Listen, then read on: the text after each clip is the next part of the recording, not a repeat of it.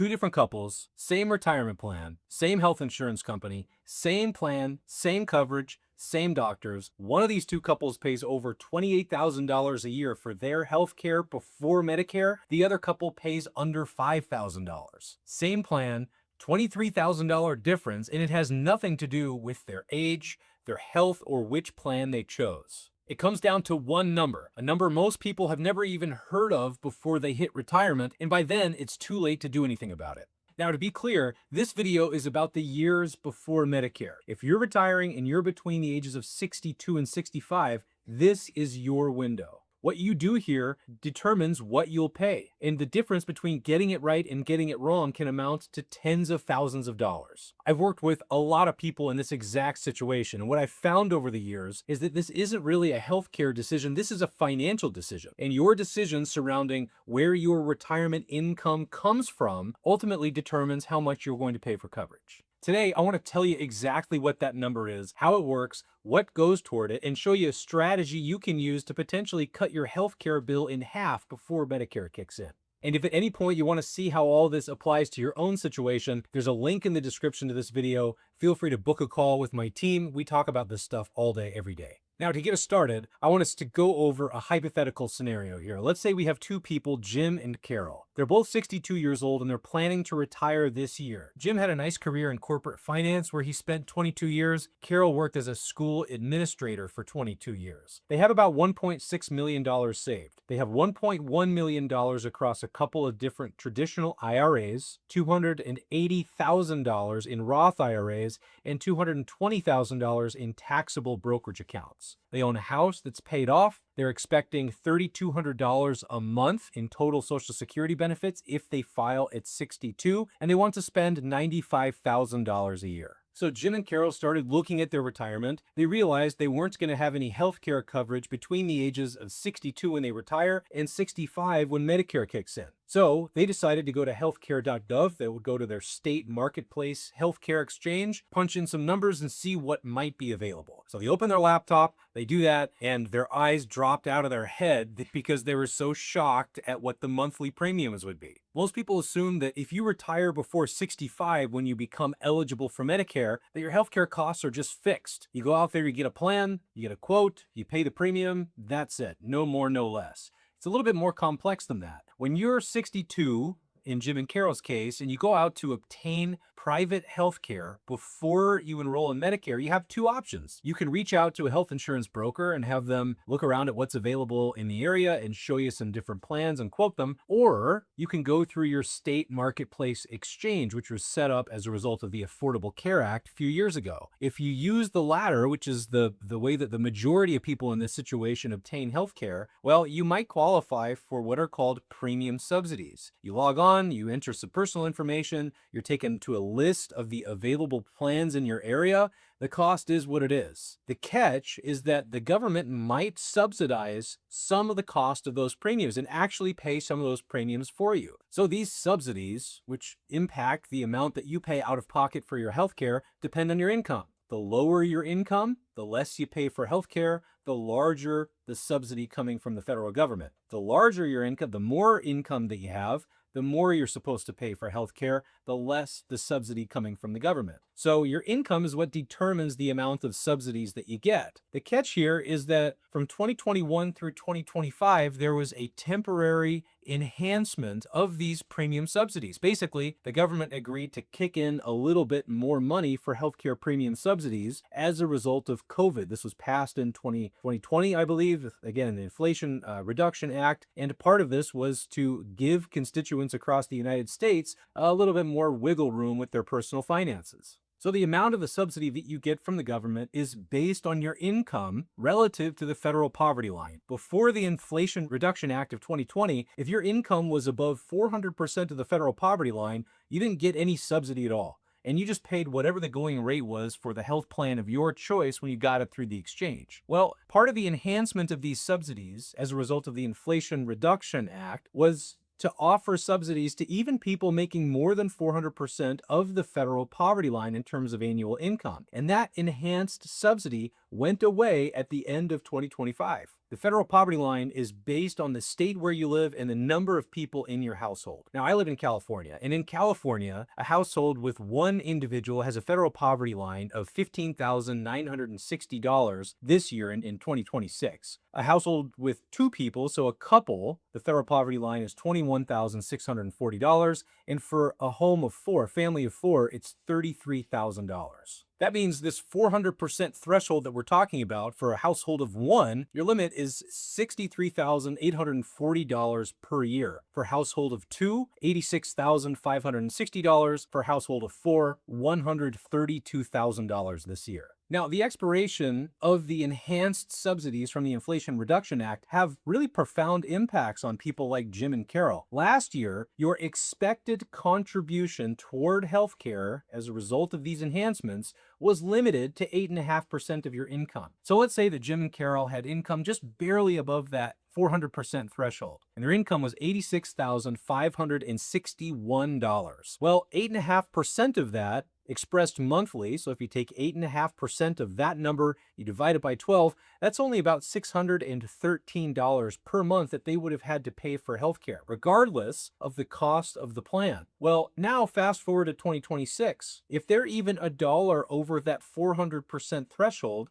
they don't get any subsidies at all. They're paying full rack rate for that health plan. And that same health plan in California right now, average cost for a 62-year-old is about $1,200 per person per month. So without these premium subsidies, Jim and Carol are paying $2,400 per month for their health plan, whereas previously, just 1 year prior, they were only paying about $613. That's a difference of $1,787 per month, or annually $21,444. Same health plan, same doctors, same coverage. If their income were below that threshold, 400% of the federal poverty line, their premiums would go up as well with the expiration of these enhanced subsidies, but not by quite as much. So formerly, last year, between 2021 and 2025, they were expected to pay about 8.5% of their income toward healthcare. So if they were a couple dollars below that threshold instead of above, they would still be expected to contribute about 8.5%, which again, about $613. This year, if they can fall under the threshold, that 8.5% goes up to 9.96% with the expiration of those enhanced subsidies. So rather than paying $613 per month, this year they'd be paying closer to $718 per month. Still an increase, but at least they get some subsidy toward their healthcare plan, and $718 is a heck of a lot less than $2,400 a month. So obviously, this is pretty important for Jim and Carol's retirement plan, right? They're retiring a little bit early. Mathematically, the most tenuous point in your retirement is at the very beginning after you stop working, because you have the longest time horizon ahead of you. You probably have the most at stake, and it's mathematically hardest to recover from a market crash if it happens right at that time. This is called sequence of returns risk. So this difference in healthcare premiums of potentially $21,000 or more per year can have a really profound impact on Jim and Carol's retirement plan. Oftentimes, when we work with clients who are starting to figure this stuff out for themselves before they come see us, they open their laptop, they go to healthcare.gov, they see what plans are available, and they get sticker shock just like Jim and Carol did. So in Jim and Carol's situation, if they're looking at $2,400 a month for healthcare for 3 years, that's $28,800 per year of expense just for healthcare. By the way, this is before any other out-of-pocket costs. This is just the premiums from the plan. Over these 3 years before they turn 65, that's a total expense of $86,400. That can have a dramatic impact on the rest of their retirement plan. So the real issue here is that there's a cliff. There's an income cliff. It's real. It impacts the cost of your healthcare dramatically based on how the rules are written up right now. If you exceed the cliff, you're going to pay a lot more for healthcare. If you fall under the cliff, you're going to pay a lot less. The good news for Jim and Carol and anybody else in this situation is that you can control where you fall and engineer your own plan to make sure that you fall under that cliff and don't have this huge added expense. Now, a lot of folks out there think that the amount that you'll pay for healthcare depends on how much you're spending or what the size of your balance sheet is, how much you have saved. None of those things matter at all. The only thing that determines determines what kind of subsidies you'll get, how much you'll pay for the healthcare plan you choose, is your income. And when I say income, the metric that defines how much you'll get in terms of subsidies is modified adjusted gross income. Now, modified adjusted gross income is calculated from a formula. There's no line on your tax return that spits out what it actually is. Modified adjusted gross income, you take adjusted gross income from your 1040 from your tax return, and you add a couple things back to it. You add any untaxed foreign income, you add any tax exempt interest, maybe interest you're getting from municipal bonds or something like that, and the untaxed portion of your Social Security benefits. So if you have any Social Security benefits coming in that you're not paying tax on, that gets added back to arrive at modified adjusted gross income. So this is interesting, especially for Jim and Carol, right? Because Jim and Carol are trying to spend $95,000 a year as part of their retirement plan. So they need to figure out a way to raise that much cash, but keep their modified adjusted gross income below $86,560 so that they can qualify for the continued premium subsidies and pay a lot less for their health care. So let's go through what modified adjusted gross income might look like for Jim and Kara. Remember, they're planning on filing for Social Security as soon as they retire. They're expecting total benefits of about $3,200 a month. On top of that, they have this taxable investment account. Let's assume that investment account consists of a mix of stocks and bonds and some interest-bearing vehicles. Well, they might get $1,000 a year in interest from positions in that taxable account. They might have dividend distributions that total around $1,500. They might have long-term capital gains totaling between distributions from funds and other activities totaling about $2,500 per year. So that means that they need to make up another $51,600 in cash distributions from other stuff. So let's assume for right now that Jim and Carol jump to the conclusion that I think most people would probably jump to, and that they want to take money out of that traditional IRA first. Remember, that's the biggest account. They know that they're going to have some mandatory distributions down the road. So they're going to take the money in these first 3 years out of the traditional IRA.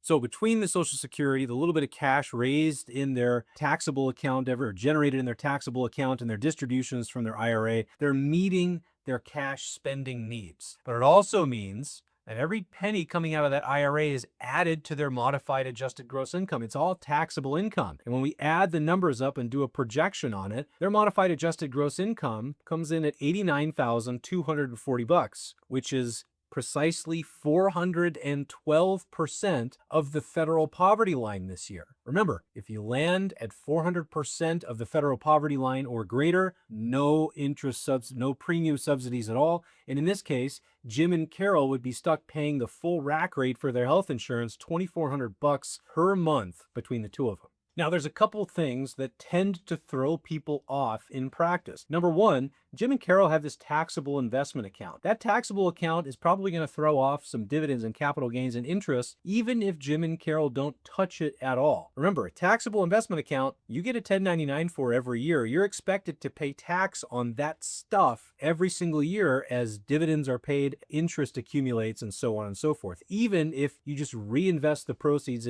right back into the stock or fund that you own. The other one is municipal bond interest. Municipal bonds are pretty popular, especially here in California. Municipal bond interest might not be taxable to you, but it is included. It's added back to get to modified adjusted gross income. Now, the other one that actually works to Jim and Carol's benefit is, remember, they're getting $3,200 a month in Social Security benefits, but not all of those benefits are going to be considered taxable. The amount of income tax you pay on your benefits depends on your income. The more income you have, the more of those benefits are considered taxable, not to exceed 85%. So there are a few things that can kind of throw people off in practice. And in Jim and Carol's case, that taxable account actually means they're climbing toward that income cliff without even taking any action at all. So here's what Jim and Carol can do about it, right? They jump to the conclusion that they're going to make up their income gap by taking money out of their IRA. They're concerned about mandatory distributions down the road, which a lot of people out there are.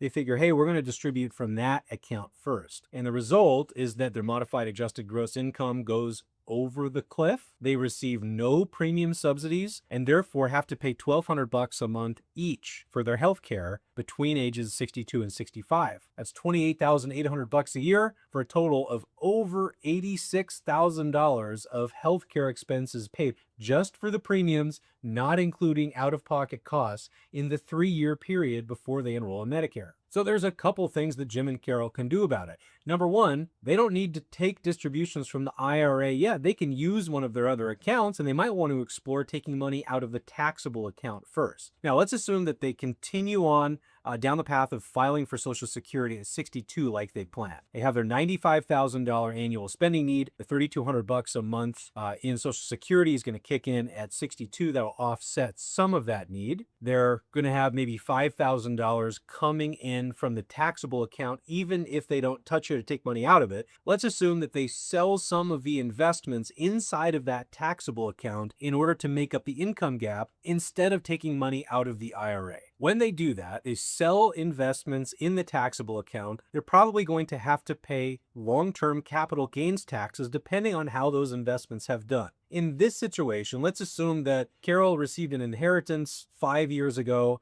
of $120,000. She took that cash and she invested it in this taxable account. And since then, the value's grown from $120,000 to $220,000. So what that means is that there's been a $100,000 of growth, which represents precisely, or very close to 45% of the overall account balance. That means for every dollar of investments that Jim and Carol sell in that taxable account, they'll be triggering 45 cents, or 45% of whatever they sell is going to be considered a long-term capital gain that they have to report on their tax return. So another example, if they sell $10,000 worth of stuff, $4,500 of that would be considered a long-term capital gain. And if Jim and Carol are going to make up that income gap of $51,600 in order to get to their $95,000 annual spending need by taking money out of the taxable account, selling investments, and then taking them out, that means that by selling $51,600 of investments in the taxable account, they'll be triggering about 45% of that, $23,220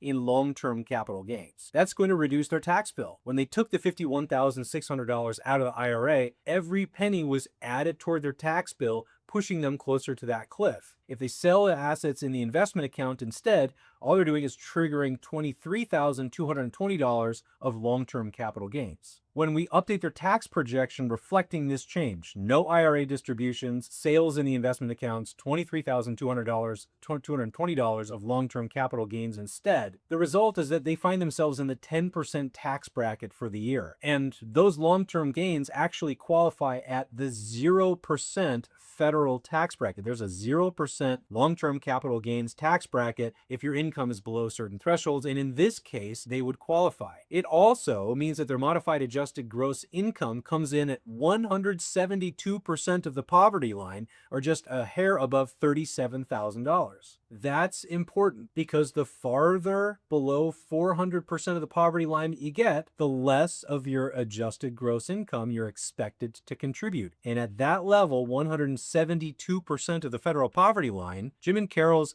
expected contribution is somewhere between 0 and 2% of their modified adjusted gross income. So their monthly premium goes all the way down from potentially $2,400 per month, $1,200 per month per person, all the way down to $60 per month per person. Think about that. Over this 3-year period, that's a difference of over $82,000 in total healthcare premiums paid just by raising the cash to get to their spending target from a different account. This is a profound deal for Jim and Carol. Now, this isn't the only opportunity available to Jim and Carol. It's not the only route. They could also do a couple other things we'll get to here in a few minutes. But the point is that if you're finding yourself in this situation, you need to be proactive about it because it's not a gradual thing. It's a cliff. If your income falls above the cliff, you get no premium subsidies. You're paying substantially more for healthcare. But the only way that you can know about this in advance is to be proactive, do a projection, and engineer your income and your spending money in a way that qualifies for these premium subsidies. So this strategy of mixing up where the money is coming from works, particularly for Jim and Carol, but it's not the only one. And the next one we're going to cover a lot of people miss, and it blends the healthcare with the taxes in a way that makes both of them work better. So this same strategy, the strategy of liquidating assets in their taxable account as opposed to taking money out of their IRA, the same strategy that got their modified adjusted gross income down to about $37,000, far under that threshold, also opens the door on another potentially helpful strategy, and that's Roth conversions. You've probably heard about these before. Remember, Jim and Carol have $1.1 million sitting in that IRA, and their primary concern out of the gate was the mandatory distributions they're going to need to take on that money when they get into their mid-70s. So they thought, well, we just take money out of that account first, not realizing that it was going to result in substantially higher premiums for their health care. Well, if they divert to taking money out of their taxable account instead, their modified adjusted gross income is so far under that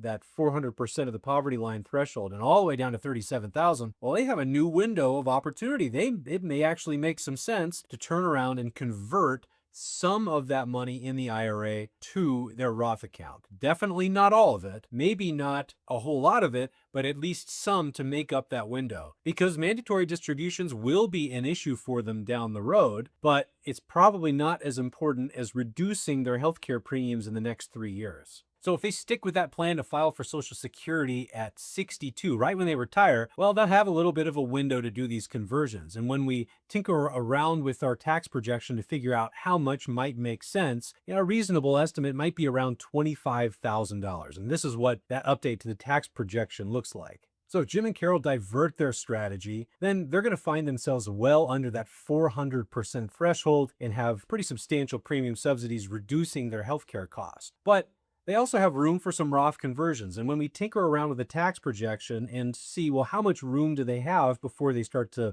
approach that cliff again? Well, they could do up to about $25,000 of annual Roth conversions over the next 3 years. And that has a longer term impact too. When they do that, they take $25,000 a year. They take it from their IRA. They push it into their Roth IRA. They pay tax in that year on the $25,000 making its way over. But by doing that, they're shrinking the size of their IRA that's going to be subject to those mandatory distributions in the future. And when we compare, if they get an average annual growth in their accounts of 7% per year, which is pretty reasonable, by doing these 3 years of $25,000 conversions, their IRA would actually be about $150,000 smaller when they get to age 75, which is when they have to start taking the distributions out. And with a smaller IRA at that time, it simply means they have to take smaller distributions. They'll pay less in tax then. And based on the current rules as we sit here right now, the result would be a mandatory distribution that's about $5,000 smaller and probably a longer term tax savings beyond that. And then the other thing that they can do, which you may have already thought of, is they don't have to file for Social Security at 62. They can wait. And every month that they wait, their benefit is going to go up permanently. If they wait until their full retirement age of 67, they'll be entitled to a benefit of $4,571 every month instead of the $3,200 that they were expecting, which increases their annual benefits up to about $54,900 per year.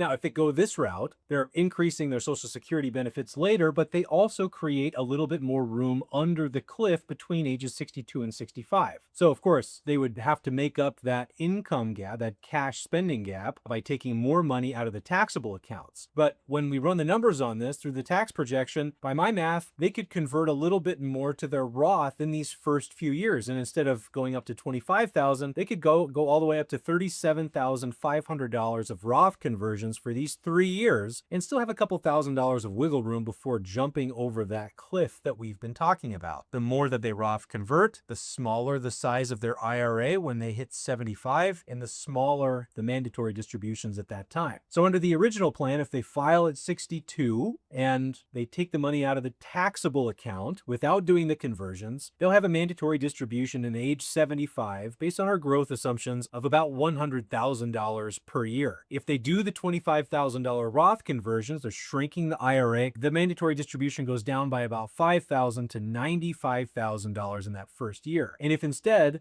they wait to file for Social Security, do the conversions up to the full $37,500, by my math, they're now down to a mandatory distribution in the first year of about $92,000. So not a massive difference in that first year, but it does give them a lot more long-term flexibility. The size of the Roth IRA is substantially larger. So in a nutshell, all this stuff just gives Jim and Carol more flexibility in future decades. It gives them more flexibility in their 70s and their 80s. Their mandatory distributions are smaller. Their Roth bucket is larger. They have more decisions and options of where they want to take money out as unforeseen expenses come up. Now, there's one more thing that they might want to consider depending on the type of health plan that they choose. If the plan that they choose is eligible for HSA contributions, meaning that it's a qualified high deductible plan, that's something that they should consider as well. When you have a high deductible plan to where you can make HSA contributions, HSA standing for Health Savings Account, in 2026, you can contribute up to $8,750. And money that goes into your HSA does not count toward your modified adjusted gross income.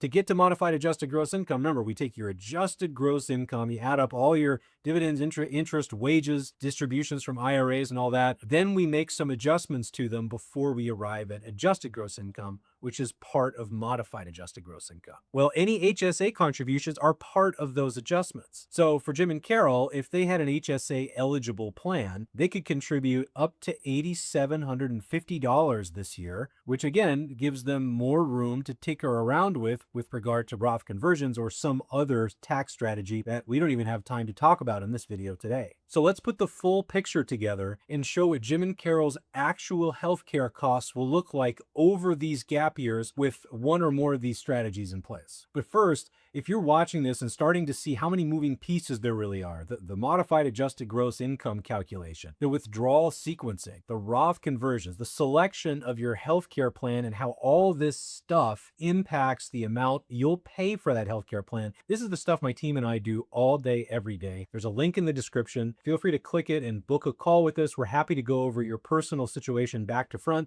and point out gaps in your retirement plan that you might not have thought of yet. So back to Jim and Carol. Their initial plan, remember, they're going to retire at 62. They want to spend $95,000 a year. They're going to file for Social Security to bring some of that $95,000 in. They have a taxable account that'll kick off another $5,000 or so of interest and dividends and gains and stuff. They're going to make up the rest of that spending gap by taking money out of their IRA. You add all that up, we get a modified adjusted gross income of $89,240, barely above that threshold because it's 412% of the federal poverty line. That means that they'll be stuck paying $1,200 per month per person for healthcare, $2,400 a month, $28,800 per year over 3 years until Medicare kicks in. That's $86,400. At which point Medicare kicks in and they're paying far less. Option 2, file for Social Security at 62, but instead of making up the rest of their spending gap by taking money out of the IRA, all of which would be taxable, sell more investments in the taxable account. Only a portion of them are going to be considered long-term gains, and when we do that, it brings their modified adjusted gross income all the way down to just a hair above $37,000, or 172% of the federal poverty line. And at 172% of the federal poverty line, that means that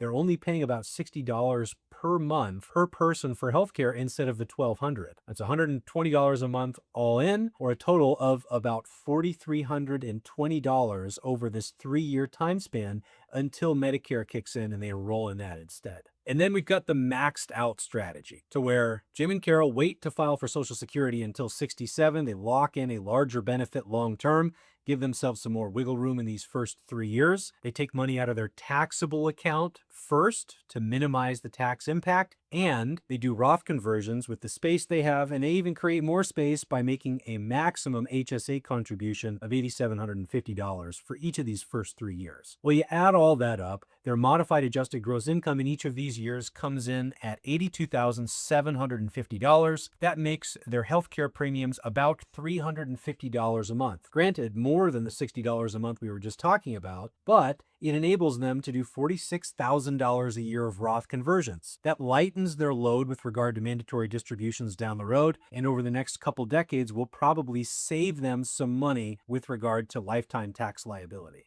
Now, with this third option, they're paying a little bit more in premiums than they would need to if they were to take the second option. Their total 3-year premium cost would come in at about $12,363. That's more than the $4,320 under the second plan, but substantially less than the $86,400 by not doing any planning at all. And in addition, yes, the premiums are a little bit greater than in option number 2, but they're also creating so much more flexibility for themselves long term. They're creating tax diversification by shrinking the pool of assets in the IRA and adding to the pool of assets in the Roth. And in the future, if they have an unexpected expense come up, or they want to buy a car or do something else, they'll have the choice. Do I want to take it out of an account that I have to pay tax on, the IRA, or do I want to take it out of the Roth where I don't have to pay tax on that? So they're giving themselves more options in the future, and I would so much rather pay $12,363 for 3 years of healthcare premiums than $86,400